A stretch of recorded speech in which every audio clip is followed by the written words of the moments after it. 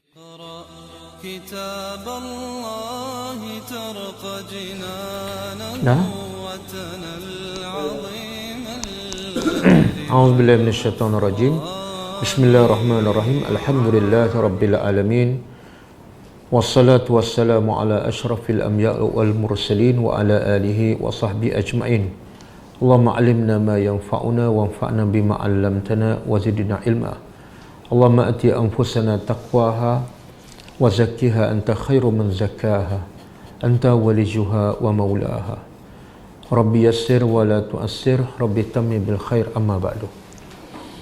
InsyaAllah malam ni kita sambung tadabbur surah Al-Baqarah. Dan insyaAllah mulai malam ini kita akan tadabbur setiap malam surah Al-Baqarah sehinggalah sebelum malam raya.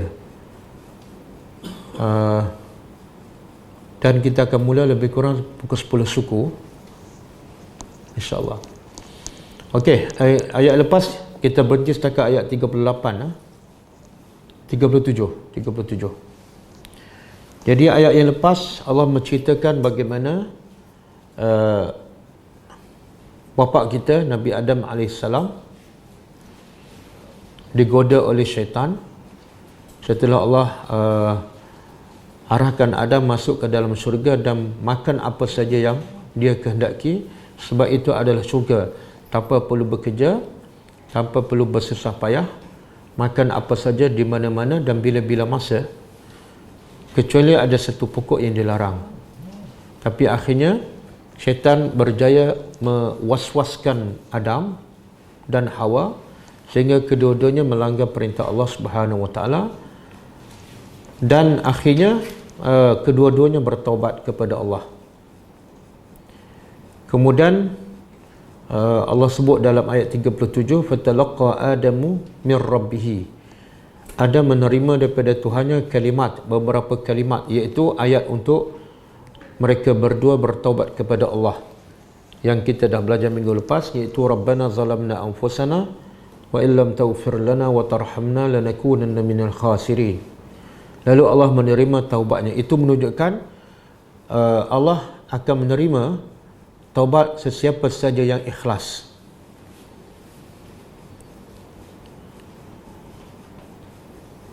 Sebab itu adalah janji Allah. Allah yang suruh kita bertaubat. Maka mana mungkin Allah suruh tapi Allah tidak terima bila kita bertaubat. Bila kita taubat tak diterima, mungkin ada sebab taubat kita tidak ikhlas ataupun taubat kita tidak cukup syarat. Okey. Jadi ayat hari ini kita sambung. Ayat hari ini ialah sambungan cerita Adam lagi. Setelah Allah perintahkan Adam dan Hawa turun ke bumi, seterusnya apa yang berlaku? Kita tengok. A'udzubillahi minasyaitonirrajim. Qul nahbitu. Kami berkata, ihbitu. Ihbitu kita dah jumpa dalam ayat yang sebelum ni, iaitu turun. Al-hubut mana turun daripada tempat yang tinggi.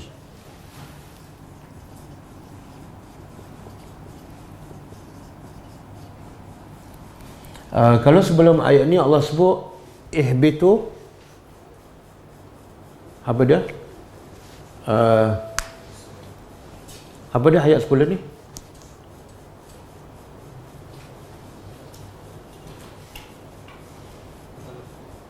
Tak, sebelum tu lagi.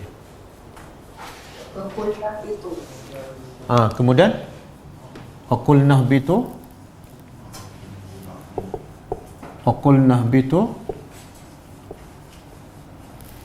Apa tu? Ba'dukum li ba'din. Ba'dukum li ba'din aduwwun. Li ba'din aduwwun. Okey, ini ayat sebelum. Allah kata, kami berkata, turunlah kamu, Adam, Hawa dan Iblis. Sebahagian kamu dengan sebahagian yang lain akan menjadi musuh. Iblis akan jadi musuh kepada Adam dan Hawa. Adam dan Hawa akan menjadi musuh kepada Iblis. Jadi ihbitu turun yang pertama, Allah nak bagi tahu kamu akan bermusuh. Kemudian Allah ulang sekali lagi, ihbitu turunlah, untuk Allah bagi tahu satu lagi message. Iaitu setelah kamu turun dan kamu akan bermusuhan antara satu sama lain, jalan penyelamat daripada segala permusuhan dan segala masalah ialah minha jami'ah, turun darinya, iaitu dari syurga, jami'an, kesemua. Kesemua ni ada ahli tafsir mengatakan mereka sebenarnya berapa orang ni yang diarah oleh Allah keluar dan turun ke dunia? Dua ke tiga? Tiga kan? Adam, Hawa dan Iblis. Tiga kan? Jadi di sini Allah kata jami'an, kesemua. Ada pendapat mengatakan kesemua tu iaitu ketiga-tiga, dan ada juga pendapat jami'an juga bermaksud ialah Adam, Hawa dan zuriatnya. Fa'imma, lepas tu maka imma, in sekiranya, ma apa yang ya'tiyannakum akan datang kepada kamu minni dariku, hudan, petunjuk.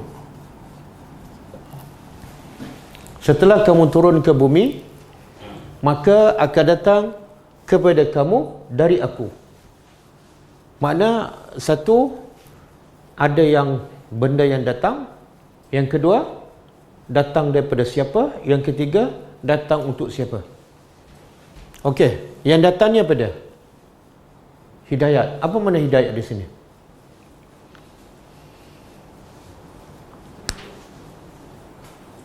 Apa makna hidayat?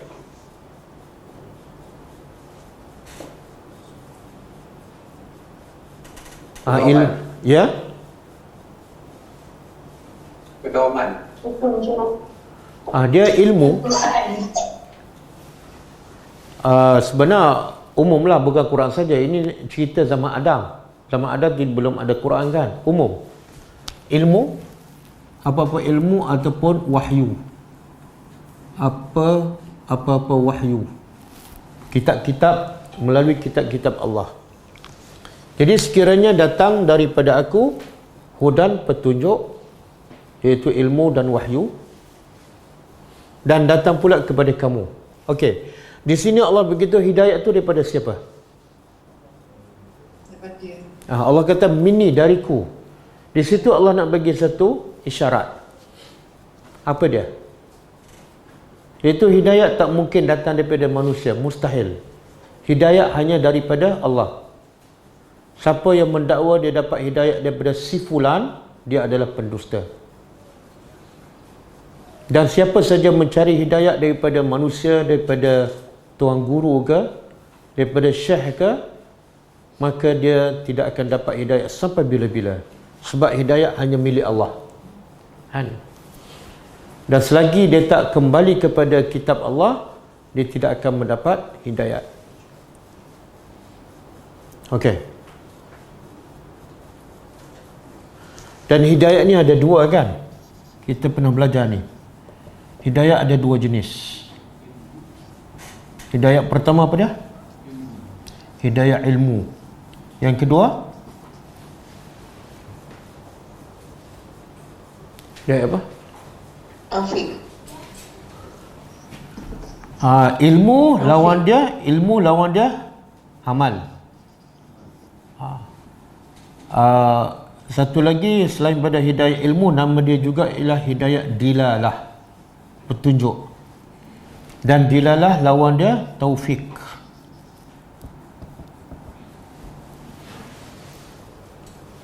Jadi hidayah ada dua. Satu hidayah ilmu, iaitu semata-mata ilmu, maklumat.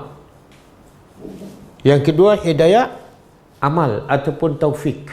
Apa makna taufik? Taufik ni keselarian. Selari dari segi apa? Antara ilmu dan amal. Ada orang dapat ilmu tapi amalan dia tak selari dengan ilmunya, makna dia belum dapat taufik.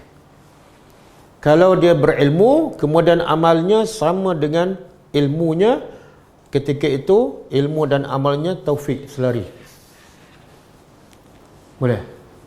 Jadi yang kita minta setiap hari dalam solat apa dia? Ihdinas siratal mustaqim. Okey, yang kita minta ni hidayah apa ni? Hidayah ilmu ke hidayah amal? Yang kita dia dua-dua. Jadi kalau kita minta hidayah ilmu dan amal, apa kewajipan kita selepas solat? Sebab hidayah tu ada dua jenis, satu ilmu, yang kedua amal. Jadi kalau betul kita faham apa yang kita minta, kita kena cari ilmu. Lepas ilmu kita kena beramal. Tapi berapa ramai yang minta hidayah dalam solat 17 kali sehari dan mungkin dah berpuluh tahun, tapi dia tak pernah mencari ilmu. Sebab tu dia tak dapat hidayah. Dia hanya meminta tapi tak mencari. Berbeza dengan dia meminta rezeki. Minta rezeki dia cari. Tak ada orang yang minta rezeki tapi tak cari. Dan sebab itulah bila dia minta rezeki dia cari, dia dapat rezeki. Tapi bila minta hidayah tak cari ilmu, tak tadabbur Al-Quran, dia tak mungkin dapat hidayah tersebut. Okey? Jadi bila kamu dah keluar daripada syurga, turun ke bumi, akan datang kepada kamu dari aku. Hidayah itu hanya milik Allah Subhanahu Wa Taala. Kemudian Allah kata faman, maka man siapa? Tabi'ah. Apa makna tabi'ah?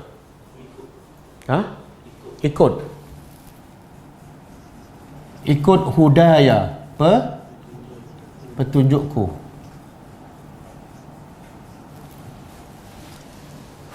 Apa hasilnya? Tengok Nabi Tuhan kata apa? Siapa yang ikut. Allah tak kata siapa yang baca. Kan? Allah tak kata siapa yang khatam. Allah tak kata siapa yang hafal.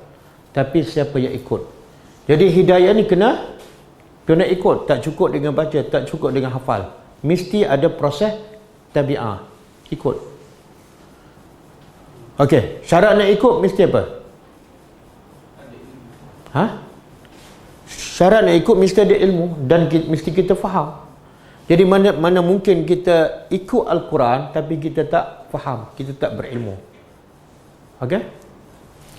Okey, bila kita ikut hidayah Allah, ikut Al-Quran, dalam konteks kita sekarang ikut Al-Quran, apa hasil kita dapat? Saya nak tanya, apa kita dapat? Siapa ada pengalaman? Bila dia ikut Quran, dia rasa dapat sesuatu. Tenang. Betul ke tenang? Apa bukti kita tenang? Ramai orang mendakwah, saya ikut Quran rasa tenang je. Apa bukti dia tenang? Sabar. Ramai orang mendakwah dia puas. Apa bukti dia tenang? Senang buat amal. Bukti dia tenang ialah sebab tu Allah adakan ujian untuk manusia. Untuk apa? Untuk membuktikan bahawa manusia ni benar-benar beriman ataupun tidak. Allah bagi ujian. Bila Allah bagi musibah, apa keadaan dia? Redha, syukur ataupun keluh kesah? Redha. Dia lah, kadang-kadang dia cakap redha dan syukur, tapi cara dia tu macam tak puas hati je. Kan? Mengadu sana, mengadu sini. Itu sebenarnya tanda dia tak tenang. Okey. Tengok apa yang Allah nak bagi ni bila ikut hidayah Allah. Kalau satu syarikat besar dia kata kalau ikut peraturan dia bagi apa biasanya? Bonus. Tapi tengok apa yang Tuhan nak bagi bila kita ikut peraturan Allah. fala khaufun, maka la khaufun, tidak ada, Takutan. ada khaufun, khauf ketakutan, alaihim ke atas mereka, Okey. tak takut. Yang kedua, walahum, dan tidak mereka Bimbang. yahzanun, sedih. Bimbang. Yahzanun, sedih. Okey. Kita kalau ikut peraturan syarikat yang besar, dapat gaji besar kan? Ini ikut syarikat apa ni? Syarikat Allah dapat agak-agak berapa gaji ni? Syurga. Kenapa Allah tak sebut dapat hidup mewah kat dunia ke kan? Allah hanya kata tidak takut, tidak sedih. Saya nak tanya, matlamat kita hidup ni, kita hidup dan kita bekerja, sebenarnya kita nak apa? Kadang-kadang keluar pagi balik petang, kita nak duit banyak ke? Nak rumah besar ke? Nak pangkat tinggi ke? Nak apa sebenarnya? Nak? Kesenangan. Nak kesenangan kan? Okey, kalau kita nak kesenangan, apa cara, apa kaedah untuk kita dapat kesenangan tu? Dan dah dapat ke belum? Nak redha Allah. Betul ke ni? Tak, sejak kita keluar universiti dan kita mula bekerja, sebenarnya apa matlamat kita bila bekerja? Kesenangan? Ada kesenangan semasa. Saya nak tanya, ada tak semua ni? Termasuk pelajar online? Ada tak? Bila keluar universiti orang tanya, kamu nak bekerja ni untuk apa? Saya nak tidak ada rasa takut dan tidak ada sedih sahaja. Ada tak? Tak ada. Belum cakap. Jaga anak bini. Oh, tak ada? Beri makan anak bini. Mana tak sama dengan Quran kan? Tuhan nak bagi benda lain, dia nak benda lain.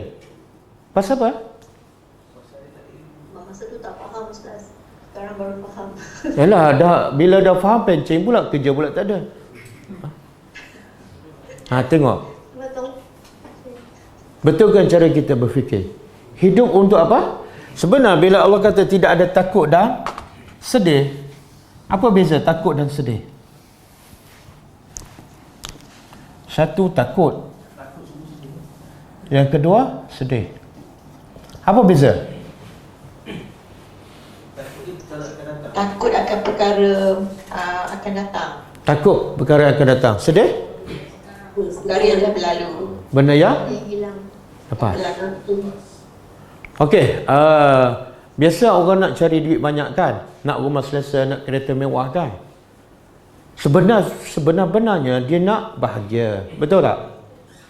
Sebenarnya saya nak tanya, punca manusia bahagia apa dia? Duit banyak ke? Kereta besar ke? Pangkat besar ke? Ataupun tidak ada rasa takut dan tidak ada sedih dalam hati. Punca manusia bahagia.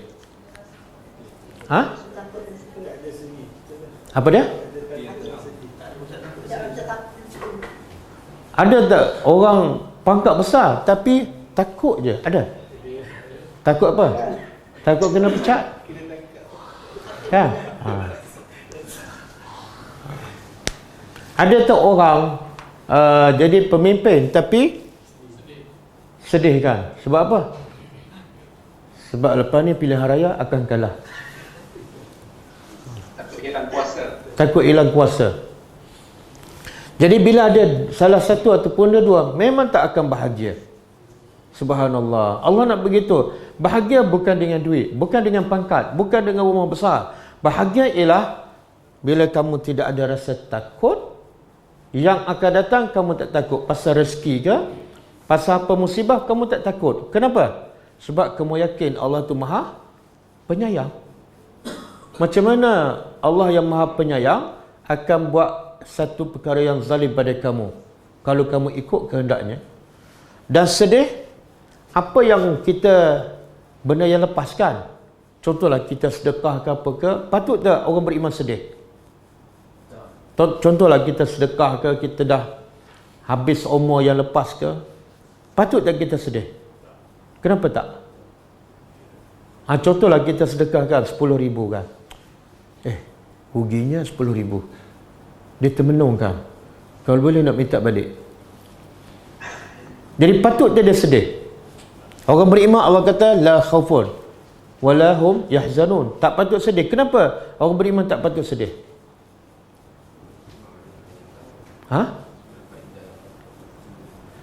Tak, kan Allah ada janji. Allah janji siapa yang sedekah dia dapat berapa? Dia sedekah RM10. Allah bagi berapa? 10 hingga 700. Nah, katalah 700 kali 700 berapa? 7,000. 7? Okey. Cuba tengok. Orang beriman, dia bagi RM10, dia akan dapat 7K. Patut tak dia sedih? Yang sedih siapa? Yang tak percaya dia akan dapat 7K. Kenapa dia tak percaya? Sebab dia tak ikut hidayah Allah. Sebab itulah orang ni bila tak percaya pada janji Allah, bila tak ikut hidayah Allah, dia akan jadi kedekut. Kenapa? Dia risau yang RM10 ni. Yang 7K dia tak percaya. Boleh faham? Jadi tak ada sebab orang beriman nak sedih. Apa saja amal soleh dia, apa saja sedekah dia, semua akan dibalas dan dilipat gandakan.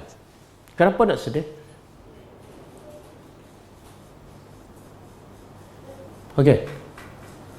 Macam kata Nabi kepada Aisyah radhiyallahu anha, bila disembelih seekor kambing, Nabi suruh Aisyah agihkan kambing tersebut kepada sahabat yang lain. Kemudian setelah diagihkan, Nabi bertanya kepada Aisyah, apa yang tinggal?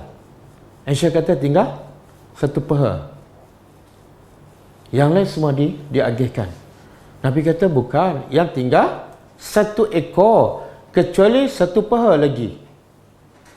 Boleh faham? Faham? Aisyah kata yang tinggal, yang belum diagihkan satu paha, kan? Nabi kata tak, yang tinggal satu ekor, yang belum diagihkan satu paha. Macam mana tu? Yang jadi milik. Yang diagihkan itu adalah hak kita. Yang belum diagihkan belum jadi hak milik kita. Jadi yang belum jadi hak kita berapa banyak? Tapi Aisyah kata yang akan jadi milik kita mungkin satu paha ni, yang lain semua milik orang. Tak. Tukar cara berfikir. Yang kita bagi pada orang itu hak kita. Boleh? Jadi kalau kita simpan 100,000 kat bank kan, kita bagi 1,000 ke orang, yang kita ada berapa? Berapa? 1,000 kan? Berapa akaun anda di bank? Ada 10,000. Berapa sedekah? 1,000. Sebenarnya duit anda hanyalah 1,000 saja. Percaya ke tak? Tak percaya, sebab tu tak bagi juga yang kat dalam akaun tu. Okey. Jadi Allah nak bagi tahu manusia nak bahagia. Kaedahnya apa dah? Bukan duit, bukan pangkat. Kaedah ialah ikut hidayah Allah. Bila ikut hidayah, dia hilang punca manusia tak bahagia. Inilah punca manusia tak bahagia. Takut. Takut apa ni? Takut tak boleh nak makan, takut tak cukup rezeki, takut anak tak boleh masuk universiti, kan? Macam-macam takut. Takut bisnes tak jalan, takut PKP sambung lagi, kan? Takut tak boleh merentas lagi. Macam mana dia takut? Orang macam ni tak akan bahagia. Boleh rentas? Rentaslah. Tak boleh? Okeylah. Tak ada masalah. Boleh? Relax je. Okey. Dan Allah juga sebut dalam surah Taha ayat 23.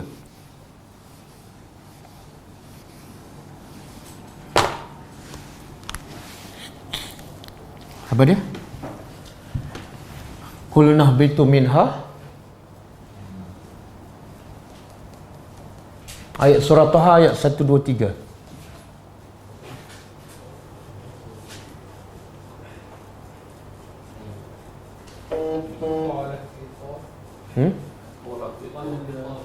Qala ihbita Minha jami'an. Minha jami'ah. Ba'dukum ba'din adu. Jami'an ba'dukum Ba'din adu. li ba'din aduun. Lepas tu? Fa'imma ya'tiyannakum minni hudan. Fa imma ya'tiyannakum Minni hudan. minni hudan Hudan. Faman hudaya. famanittaba'a Hudaya. hudaya Fala yadillu wala yashqa. fala yadhillu Wala yashqa. wala yashqa. Okey. Ayat ni lebih kurang ayat yang surah Baqarah ayat 38. Allah kata apa? Qala ihbita. Allah berkata ihbita, turunlah kamu berdua. Di sini ihbitu. Kalau ihbitu termasuklah iblis. 3 orang kan ramai. Tapi kalau ihbita 2 orang. Iaitu Adam dan Hawa. Turunlah kamu berdua minha daripada syurga jami'an. Jami'an maksudnya zodiak kamu juga. Ba'dukum li ba'din adu. Sebahagian kamu kepada sebahagian akan menjadi musuh. Lepas tu fa imma ya'tiyannakum, kiranya datang kepada kamu minni, dariku, huda, petunjuk. Sama kan? Famanittaba'a, situ faman tabi'ah, yakni famanittaba'a. Maka siapa yang ikut hudaya, petunjuk aku, apa dia? Dia dapat apa?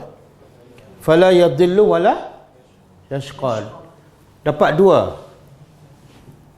Satu, yang ketiga apa? Tidak sesat. Yang keempat, tidak celaka. Jadi siapa ikut hidayah Allah dapat 4 sebenarnya. Pertama, dia tidak ada rasa takut. Apa saja berlaku tak ada masalah baginya.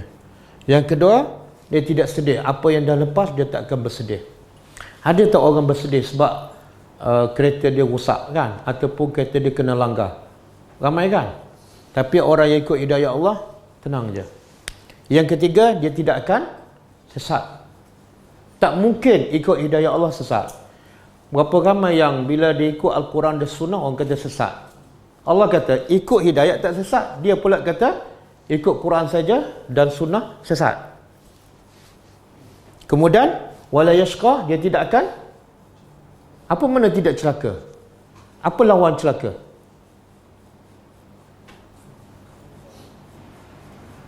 Rahmat.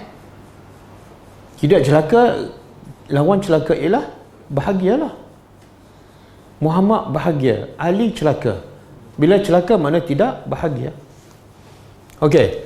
Jadi takut, tidak takut, tidak sedih, tak sesat, tak celaka, sebenarnya inilah asas bahagia. Jadi siapa betul-betul nak bahagia, nak jiwa dia tenang, mesti ada 4 benda ni.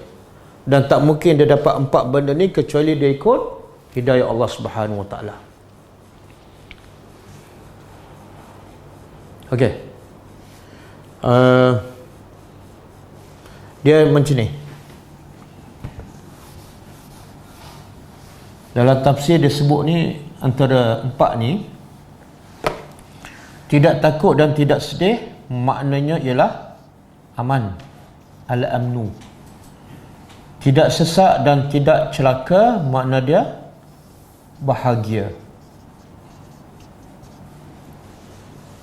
Okey, cuba yang tidak aman ni, yang aman ni cuba buka surah Al-An'am ayat 82.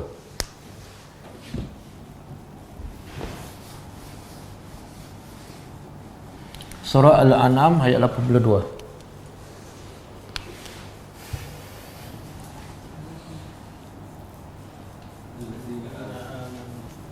Allazina amanu Alam yalbisu walam yalbisu yalbisu Imanahum imanahum bizulmin Zulmin ulaika Ulaika lahumul lahumul amnu ulaika lahumul amnu. Lepas tu wahum muhtadun. wahum muhtadun. Muhtadun. Okey, cuba tengok. Allazina amanu, orang-orang yang mereka beriman, walam yalbisu. Tak cukup dengan syarat iman, Allah tambah satu lagi. Walam yalbisu, mereka tidak mencampur adukkan imanahum, iman mereka dengan zulmin. Apa makna zulmin? Sahabat bila dengar ayat ni dia risau. Lalu mereka bertanya Rasulullah, ya Rasulullah, siapa di kalangan kami yang tidak pernah berlaku zalim? Semua kami zalim. Jadi macam mana kami nak dapat ni? Sebab semua kami ada kezaliman. Maka Nabi kata, kamu tidak baca ke ayat dalam surah Luqman? Luqman cakap pada anaknya, ya bunayya la tusyrik billah inna syirka. Jadi zulmun di sini makna dia syirik. Siapa yang beriman pada Allah dan langsung tidak ada unsur syirik, maka Allah kata apa? Ulaika lahumul amnu. Mereka itulah bagi mereka aman. Aman ni apa makna aman? La khaufun wala hum yahzanun. Tak rasa takut dan tak rasa sedih.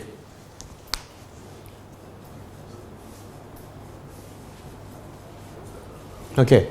Kemudian Allah kata apa? Wahum muhtadun. Dan mereka itu adalah orang yang mendapat hidayah. Ni. Hidayah ialah tidak sesat dan tidak celaka. Makna bahagia. Boleh? Apa penyakit itu? Penyakit stres, kemurungan kan? Ramai kan sekarang kan? Tambah-tambah dalam musim PKP ni. Dia apa punca? Yalah, kemurungan, stres kan? Sebab ada ni kan? Ni salah satu. Takut, sedih, risau. Puncanya apa? Sebab PKP ke? Sebab kena buang kerja ke? Tadi ada seorang pelajar datang, pilot. Tak ada kerja. Kata kerja apa sekarang? Tak ada kerja. Dulu kerja apa? Pilot. Tapi nampak muka dia okey je. Mungkin sebab dia masuk kelatan debur ke. Jadi banyak orang ditimpa penyakit kemurungan semalam, hari ni. Puncanya apa? Hilang pekerjaan.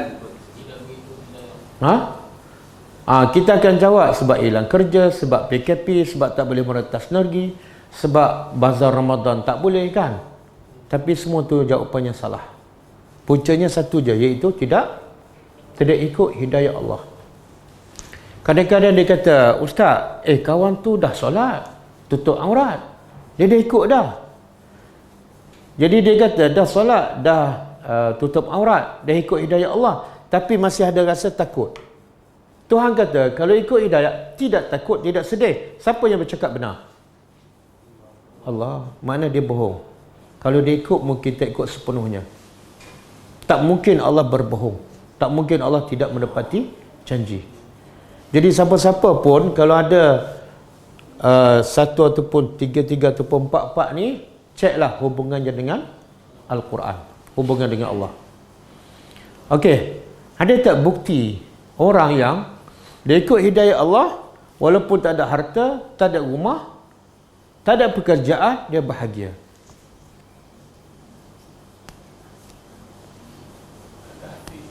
Bukan saya nak suruh ikut mereka, tak. Tapi saya nak buktikan bahawa ikut hidayah mesti bahagia, walaupun rumah tak ada, walaupun harta tak ada. Contoh, pemuda bahagia tak? Rumah tak ada, kerja tak ada, semua harta ditinggal. 309 tahun bahagia dalam gua. Sebab itulah bila dia pergi ke gua, dia minta apa? Dia bukan minta pekerjaan. Dia bukan minta banglo, bukan dia minta rezeki. Dia minta apa? Tak, satu lagi.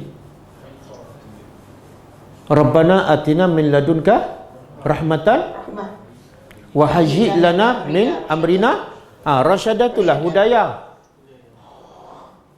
Rasyada itulah hudayah. Rasyada dengan hidayah sama.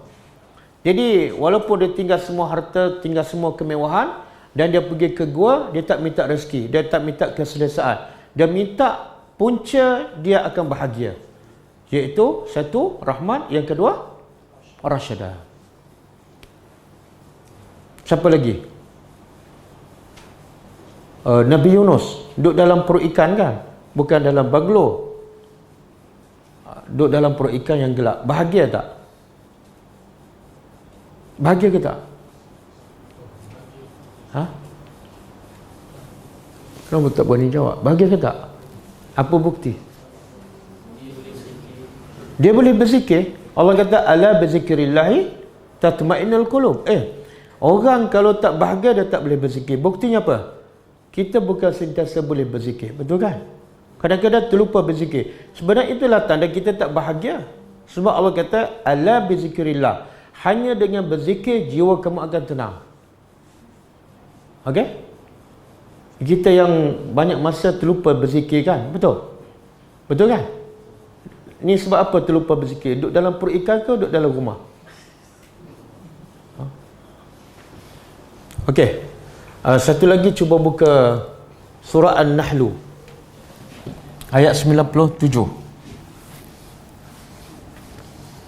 Surah An-Nahl ayat 97.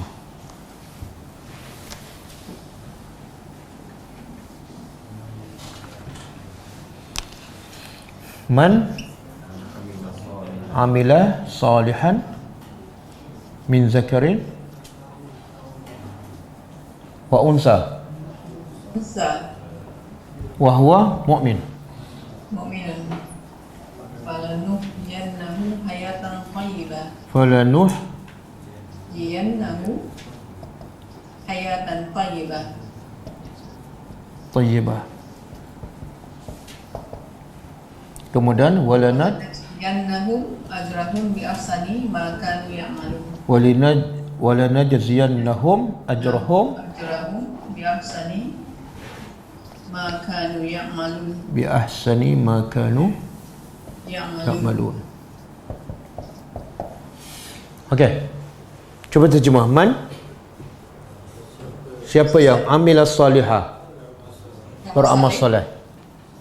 Satu, min zakarin wa unsa, sama ada lelaki ataupun wanita. Wa huwa mu'min, yang kedua dia beriman. Satu amal soleh, yang kedua beriman. Jadi di sana ikut hidayatku. Hidayat Allah ialah beramal soleh dan beriman. Maka apa janji Allah kepada orang ni? Falanuhyiyannahu, maka kami akan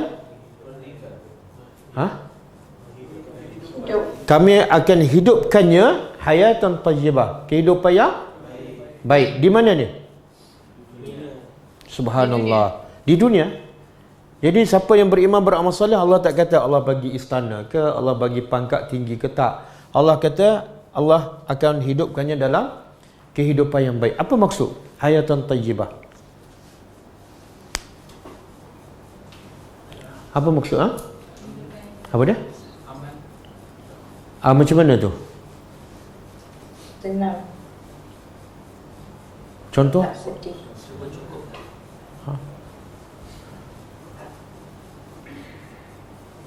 Dia dalam satu hadis Nabi kata siapa yang ada makanan cukup untuk hidup hari itu, kemudian dia bersyukur kepada Allah, maka dia sebenarnya telah mendapat dunia dan segala isinya. Dia apa? Dapat makanan rezeki untuk hari itu, dan dia bersyukur pada Allah, sebenarnya dia dapat segala-galanya. Ada orang dapat rezeki bukan untuk hari itu, untuk 10 tahun, tapi dia tak bersyukur pada Allah, sebenarnya dia tak dapat apa-apa. Jadi kehidupan bahagia bukan kehidupan mewah, tapi kehidupan yang jiwanya tenang. Bila dapat nikmat dia semakin bersyukur, bila dapat musibah dia redha dan sabar. Okey, ini kat dunia. Di akhirat dia dapat apa? Wala najziyannahum, dan pasti kami akan balas kepada mereka ajrahum, balasan mereka, pahala mereka, bi ahsan, dengan yang terbaik. tengok Allah kata ahsan, dengan yang lebih baik daripada apa yang mereka Amal. Jadi kalau kita solat satu solat dapat berapa pahala? Tak, satu kebaikan Allah akan gandakan 10. Jadi satu solat tu sebenarnya kita dapat 10. Tambah-tambah kalau solat 5 waktu yang masa Isra' tu, solat 5 waktu seumpama solat 50 waktu. Jadi kenapa orang beriman nak sedih? Kenapa malah nak solat? Sebab satu solat dah dapat 10. 5 waktu solat sama dengan 50 kali solat. Kenapa dia nak sedih? Dia akan dapat yang lebih baik daripada yang dia penat kat dunia. Okey, boleh Jadi pengajaran untuk kita dalam ayat ni ialah kalau betul kita nak bahagia, maka bagilah masa untuk tadabbur Al-Quran. Sebab dengan tadabbur Al-Quran dan dengan ikut hidayah Allah, kita akan dapat bahagia. Mungkin duit tak banyak, mungkin rumah tak besar, mungkin kereta tak mewah, tapi dijanjikan oleh Allah kita akan bahagia. Okey, sebaliknya ayat seterusnya wallazina kafaru, dan orang-orang yang kafaru, mereka Mengingkari. ingkar, wa kazzabu, dan mendustakan bi ayatina, ayat-ayat kami. Apa beza ni kafaru dengan kazzabu? Dia kafaru mengingkari perintah Allah. Dia tak beriman kepada Allah, tak solat, semua perintah Allah dia ingkar. Adapun kazzabu mendustakan cerita-cerita yang ada dalam Quran. Dia kata cerita dalam Quran ni semua tak betul. Asatirul awwalin. Semua adalah cerita dongeng. Kan? Maka orang macam ni yang ada dua sifat ni, kufur dan mendustakan. Allah kata ulaika, mereka itulah ashabun nar, penghuni neraka. Ashab ni dalam bahasa Arab makna dia mulazim. Ashab makna dia mulazim. Mulazim makna dia dah jadi bahasa Melayu lazim, iaitu melazimi, iaitu orang ni sentiasa melazimi neraka. Dia tak akan berpisah dengan neraka walaupun satu saat. Jadi maknanya mereka ni adalah orang kafir. Sebab tu Allah kata hum fiha, mereka itu dalamnya khalidun, kekal. Makna kekal duduk dalam api. Rumahnya api, minumannya api, pakaiannya api, makanannya api. Sampai bila-bila.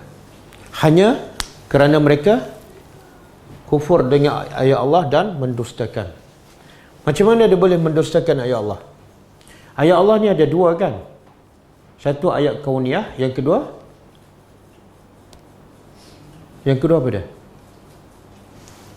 Tak ingat dah.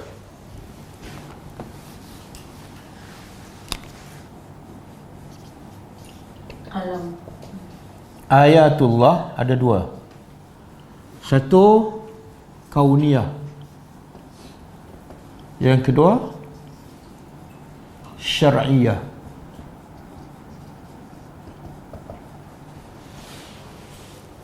Kauniyah iaitu ciptaan. Bila sebut ayat, makna apa-apa saja yang membuktikan kebesaran Allah, sama ada ciptaan Allah ataupun ayat Al-Quran. Jadi banyak tak bukti yang menunjukkan keesaan dan kebesaran Allah? Terlalu banyak depan mata kita setiap hari. Okey. Jadi kalau mendustakan ayat Allah dari segi kauniyah ni macam mana? Contoh dia kata bila berlaku banjir besar itu fenomena alam. Dia tak mengatakan itu adalah daripada kuasa Allah. Makna dia telah mendustakan ayat Allah.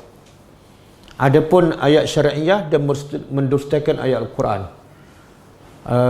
Biasanya orang kafir Yang mana didustakan? Orang musyrikin Mekah. Ayat kauniyah ke ayat syar'iyah? Ha? Syariah. Syar'iyah. Kauniyah? Mereka beriman.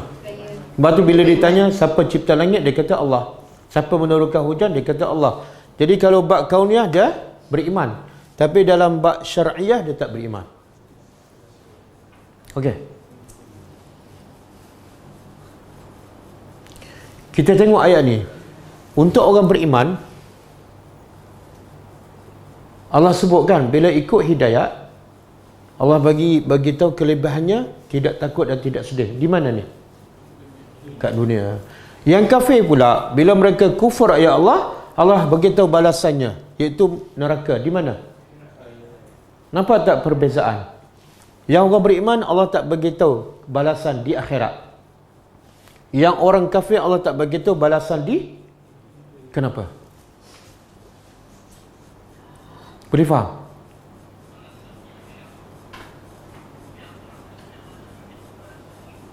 Sepatut bila orang beriman Allah beritahu balasan di dunia, yang kafir pun Allah beritahu balasan di dunia lah. Ataupun yang kafir Allah beritahu balasan di akhirat, Allah beriman pun beritahu balasan di akhirat. Tapi macam tak selari. Maksudnya beriman tu dia dapat balasan instant. Balasan yang segera.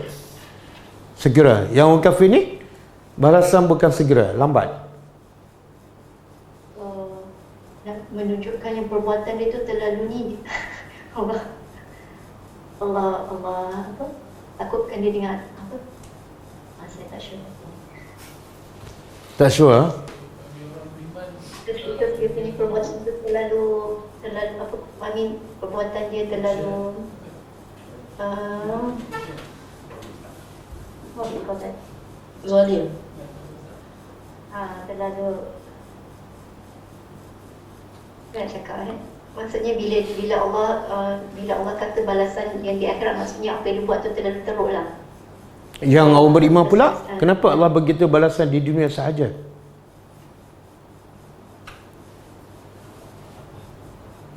Kat dunia orang kafir bahagia je. Ya ke? Because dunia tu adalah syurga untuk orang kafir. Penjara untuk orang mukmin. Oh. Betul tak orang kafir ni bahagia kat dunia? Betul ke? Tak juga kan? Bahagia. Kalau nak tahu tanya orang kafir, bahagia ke tak? Bahagia? Bahagia ke tak? Ada dalil? Apa dia? Orang Islam pada bunuh diri. Yang terjun Jabatan Pulau Pinang tu orang Islam. Okey, dalilnya macam ni. Allah kata apa? Waman a'rada an zikri fa inna lahu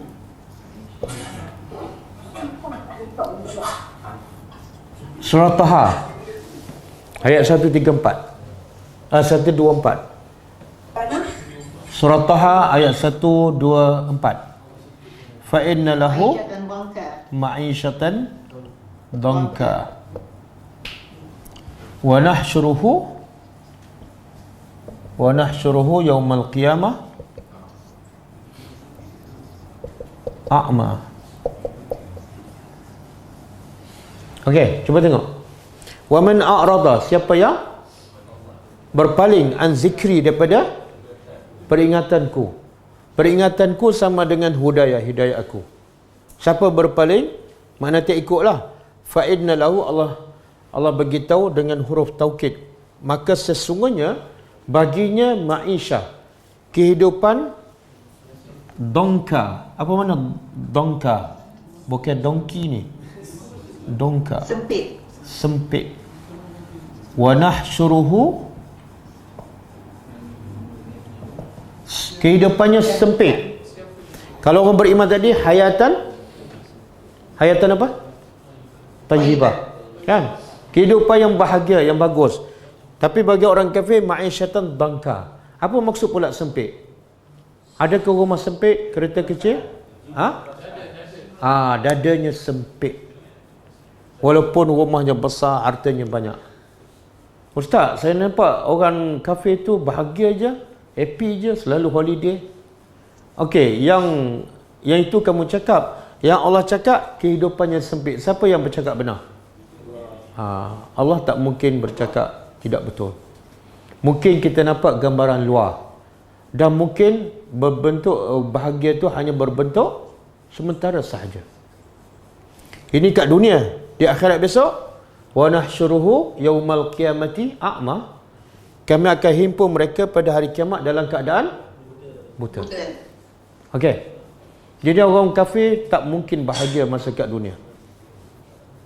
Okey, kita balik pada soalan ni. Kita nak tahu apa rahsia. Apa hikmah? Allah sebut balasan orang beriman di dunia sahaja. Di akhirat Allah sebut balasan untuk orang kafir. Tidak ada balasan di dunia. Apa sebab? Apa hikmahnya?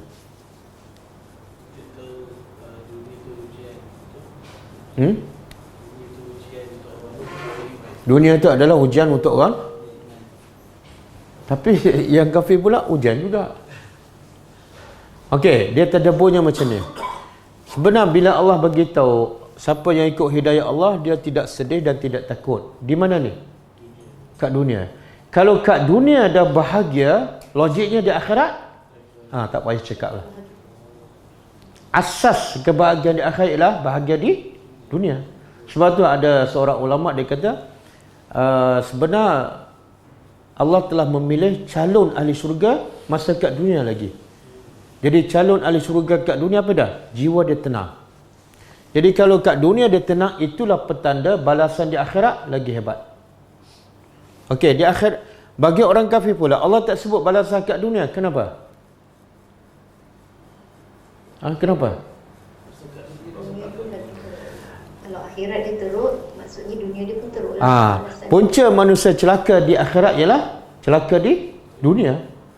Satu. Yang kedua, bila Allah sebut celaka di akhirat, akhirat ni berapa lama?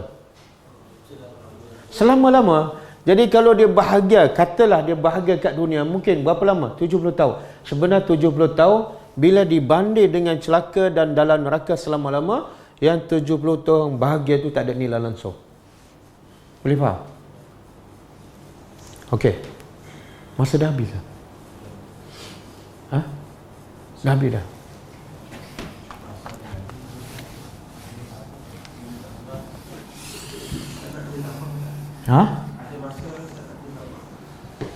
Pelajar-pelajar okey tak? Kena tidur dah? Mengantuk, Ustaz. Mengantuk. Tak apa, boleh ganti sambung tidur lepas subuh besok. Boleh apa ni? Boleh sambung besok ke boleh sambung sekarang? Sekarang Ustaz. Okey, satu ayat je. Sampai 11.30, Ustaz. Sampai 11.30. Okey. Sekarang. Okey. Ya Bani. Wahai Bani ni apa makna dia? Anak-anak. Bani itu anak-anak. Anak-anak. Maksud dia anak cucu Israel. Siapa Israel? Nabi Yaqub. Nabi Yaqub. Jadi Israel ni bahasa Yahudi, bahasa Hebrew, yang asalnya ialah Isra, makna dia abdu. Il makna dia Allah dalam bahasa Hebrew. Jadi bila digabungkan makna dia Abdullah. Jadi sebab tu ulama kata bila nak kutuk orang Yahudi jangan kutuk Israel. Celaka Israel. Sebab apa? Israel nama Nabi Yaqub, jangan kutuk nama Israel. Sebab dia nama Nabi Yaqub. Kutuk Zionis ataupun Yahudi. Wahai anak-anak cucu Nabi Yaqub lah ni. Siapa ni? Siapa ni anak cucu Nabi Yaqub ni?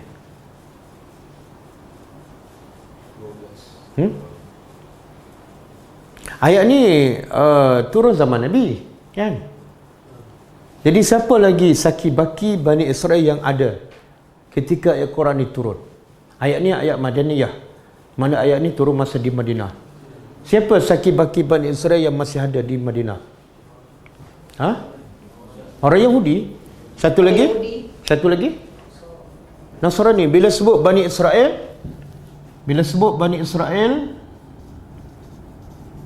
dia ada dua. Satu Yahudi, yang kedua Nasrani. Kalau Yahudi ni nabinya siapa? Nabi Musa. Kitabnya Taurat. Bangsanya salah. Bukan bangsa Yahudi. Yahudi bukan bangsa. Jangan salah faham. Yahudi agama. Bangsanya Bani Israel. Okey, kalau Nasrani, nabinya Isa AS. Kitabnya bangsanya Bani Israel. Sama je. Jadi Yahudi dan Nasrani sebenar daripada satu rumpun, satu bangsa. Okey, wahai anak-anak cucu Nabi Yaqub, uzkuru, sebutlah ataupun ingatlah nikmati, nikmatku, allati yang an'amtu, aku telah beri nikmat alaikum, ke atas kamu. Wa aufu, dan aufu apa dia? Aufu dan tunaikan. Tunaikan oleh kamu bi'ahdi, janjiku. Tunaikan oleh kamu dengan janjiku, iaitu janji kamu dengan aku. Kita nak tahu apa janji Bani Israel dengan Allah, boleh tengok surah Al-Ma'idah ayat 12. Surah Al-Ma'idah ayat 12. Jadi Allah kata, tunaikan janji kamu dengan aku. Apa dia? Tengok surah Al-Ma'idah. Mendirikan solat, keluarkan zakat. Ada kan? Kemudian bila engkau tunaikan janji kamu kepada aku, Allah kata ufi bi'ahdikum, aku akan tunaikan janjiku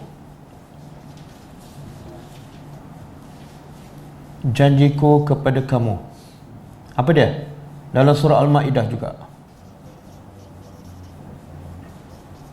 Apa dia?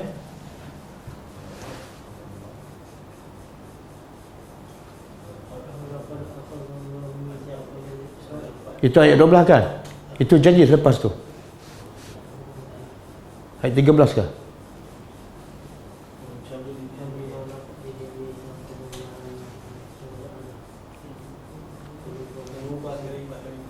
Ya? Tak. Dalam ayat 12 sudah tak?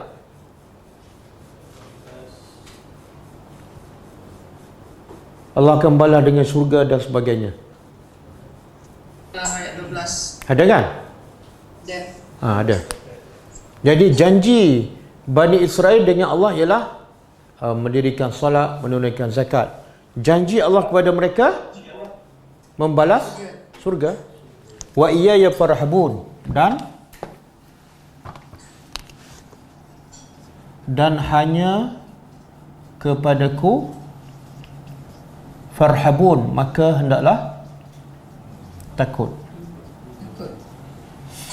Okey. Sekarang Allah nak tegur siapa ni? Siapa? Allah nak tegur Bani Israel lah, iaitu Yahudi dan Nasrani yang ada di mana? Madinah. Kita tahu kan sejarah Yahudi di Madinah ni asalnya daripada mana? Asalnya Palestin. Jadi center mereka di Palestin. Tapi kenapa mereka berhijrah ke Madinah? Sebab mereka dapat maklumat daripada kitab Taurat dan Injil bahawa akan datang Nabi akhir zaman, dan Nabi itu akan berhijrah daripada Mekah ke Madinah. dalam kepala mereka Nabi itu adalah daripada bangsa mereka. Sebab tu daripada Palestin mereka terus pergi awal ke Madinah nak sambut Nabi tu. Tapi bila mereka dapat tahu Nabi itu adalah bangsa Arab, mereka kufur. Itu salah satu janji mereka untuk beriman dengan Nabi akhir zaman, tapi mereka tak tunaikan. Okey. Kenapa Allah tak sebut wahai Yahudi? Allah bukan nak tegur Nabi Yaqub. Allah bukan nak tegur Israel. Allah nak tegur Yahudi. Tapi kenapa dilibatkan nama Nabi Yaqub? Allah nak pujuk. Ha?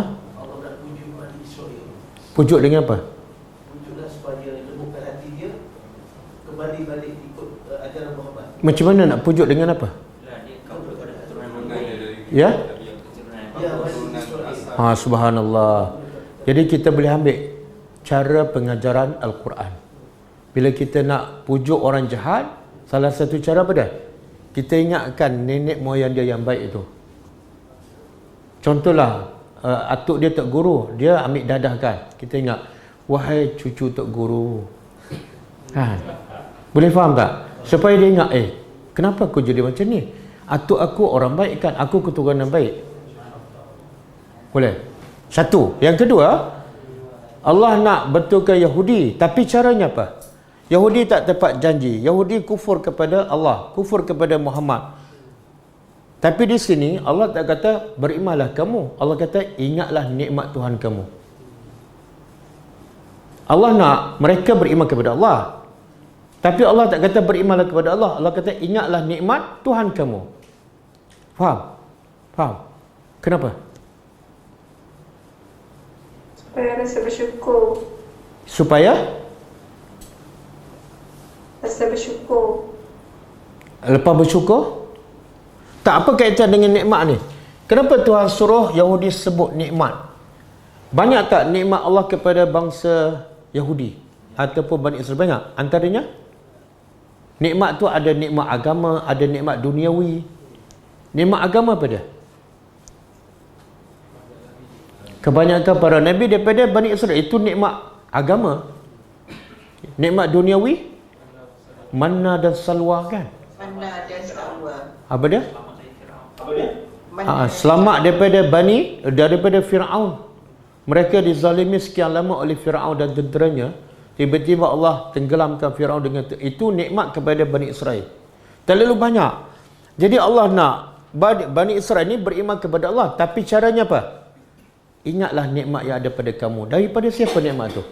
Daripada Allah. Jadi bila kita ingat nikmat tu daripada Allah, baru kita akan rasa nak bersyukur dengan Allah. Betul kan? Contohlah, orang bagi nikmat pada kita, bagi rumah, bagi kereta kan. Lepas tu kita lupa. Jadi orang nak supaya kita ingat balik dan bersyukur pada yang si pemberi tu. Caranya apa? Cuba tengok kereta kamu ni. Sebenarnya siapa bagi? Cuba tengok rumah kamu ni. Dan cuba tengok rumah kamu yang dulu. Jadi bila kita ingat balik orang yang banyak berjasa pada kita, kita akan menjadi cinta, suka dan kita akan taat. Boleh? Jadi salah satu teknik untuk manusia bersyukur pada Allah ialah dengan cara sebut nikmat. Tanya anak kita, kamu sihat ni siapa yang bagi? Kamu cerdik ni dapat 9A, siapa yang bagi sebenarnya? Kan? Kamu boleh makan sedap dan lalu ni siapa yang bagi? Daripada situ dia akan berfikir dan akhirnya dia akan bersyukur pada Allah. Dan di hujung Allah kata apa? Wa iyaya farhabun. Antara punca manusia tak bersyukur ialah dia takut pada orang. Dia takut pada si fulan, takut pada pemimpin, takut pada ketuanya. Jadi itulah antara sebab manusia tak kenal Tuhan. Jadi hilang semua rasa takut, macam ayat yang dibaca oleh imam kita tadi. Allah kata apa? Fala takhshawhum wakhshawni. Surah Al-Baqarah. Apa makna ni? Allah kata jangan takut pada mereka semua. Sebaliknya takutlah kepada aku. Okey, kenapa Allah perintah? Yang pertama, jangan takut pada selain pada Allah. Yang kedua, barulah Allah perintah takut kepada aku. Sepatut yang mana dulu? Sepatut Allah kata apa? Takutlah pada aku, jangan takut pada yang lain. Tapi kenapa jangan takut pada orang lain didahulukan? Sebab itu biasanya. Tak, dia macam ni. Kalau kita masih ada rasa takut pada orang, takut pasal rezeki, ada kemungkinan tak kita akan hanya takut kepada Allah? Tak ada. Jadi kalau nak betul-betul takut pada Allah dan kita akan menjadi kuat, caranya apa? Buang dulu takut pada orang, takut pada hantu, takut pada rezeki. Macam gelas. Gelas kotor, kita nak masukkan air bersih. Macam mana cara nak jadikan air bersih tetap bersih bila dimasukkan ke dalam gelas yang kotor? Cuci, buang kotoran dulu.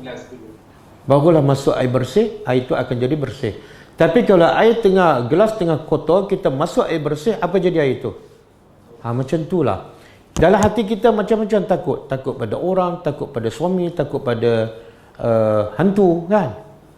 Tiba-tiba dalam masa tu juga kita nak rasa takut pada Allah. Mustahil. Kena bersihkan dulu takut pada orang, barulah datang takut pada Allah Subhanahu Wa Taala. Okey, cukup Okey, 5 minit kita tengok soalan.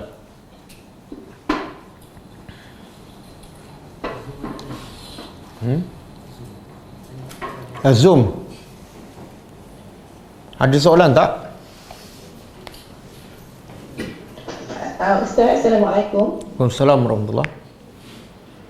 Saya nak tanya, dalam yang kita dah mentadabbur banyak ayat ni, banyak kita cover cross ayat yang menyebut tentang Taurat dan Injil. Ya. Macam mana dengan kitab Zabur? Ada disebut tapi tak sebanyak Taurat dan Injil. Okey, biasa kalau Allah sebut ya ahlul kitab, wahai ahli kitab, dia refer kepada dua agama. Satu Yahudi, yang kedua Nasrani. Yang Yahudi kitabnya Taurat dan Nasrani kitabnya Injil. Kenapa tak dimasukkan pengikut kitab Zabur? Sebab kata ahli tafsir, sebab kitab Zabur ni telah hilang. Tidak ada dah. Yang kesan-kesan dia tak ada langsung. Jadi bila dah kitab tu tak ada, mana pengikut pun tak ada, maka Allah tak sebut. Adapun Yahudi, kesannya masih ada dan kitabnya masih ada walaupun dah diubah. Begitu juga kitab Injil masih ada dan masih diguna walaupun telah diubah. Wallahu a'lam. Baik, terima kasih Ustaz. Sama-sama.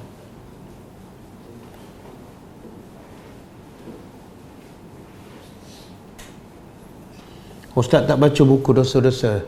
Tak bacalah sebab tengah malam dah. Saya takut saya mengantuk. InsyaAllah akan datang.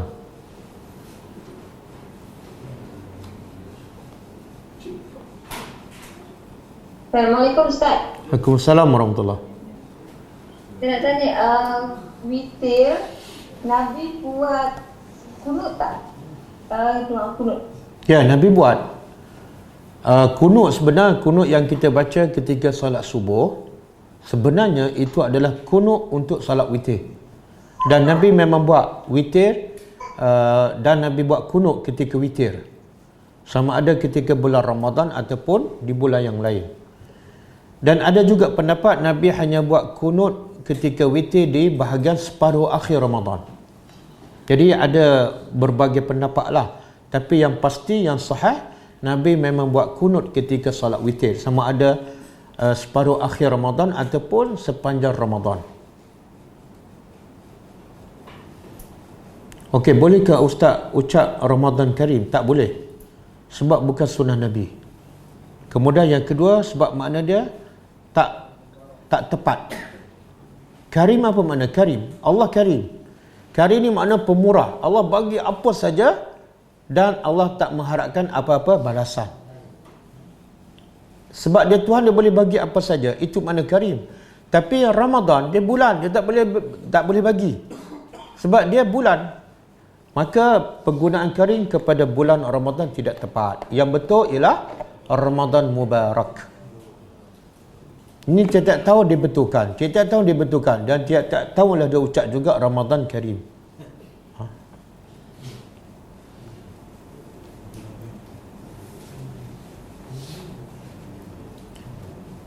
Saya nak tanya, dalam keadaan uzur bolehkah saya buka tafsir dan tulis ayat Al-Quran? Buka buku tafsir boleh, tapi tulis elakkan daripada menulis. Walaupun ada pendapat macam Imam Bukhari kata kalau uzur boleh baca dan boleh sentuh. Jadi pendapat Imam Bukhari luas, terbuka. Cuma dalam mazhab Syafi'i tak boleh.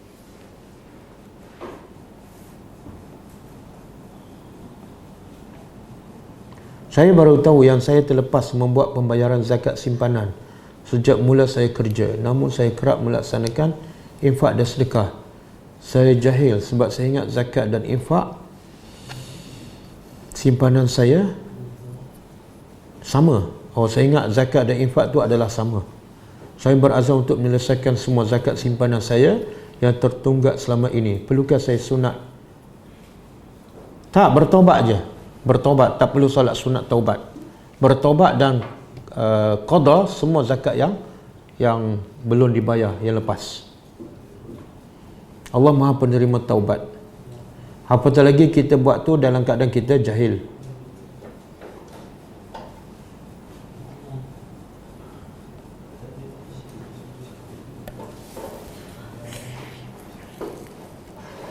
Cara nak hilangkan takut sama orang hantu macam mana Ustaz? Cara dia ialah kita kenal Allah, tadabbur Al-Quran satu persatu, kenal nama-nama Allah, kenal sifat-sifat Allah dan faham ayat Allah. Kita akan rasa Allah tu maha hebat, Allah tu maha agung. Ketika itu kita tak akan takut pada sesiapa, sebab yang selain daripada Allah lemah, selain daripada Allah adalah makhluk, selain daripada Allah sentiasa berhajat kepada Allah Subhanahu wa taala.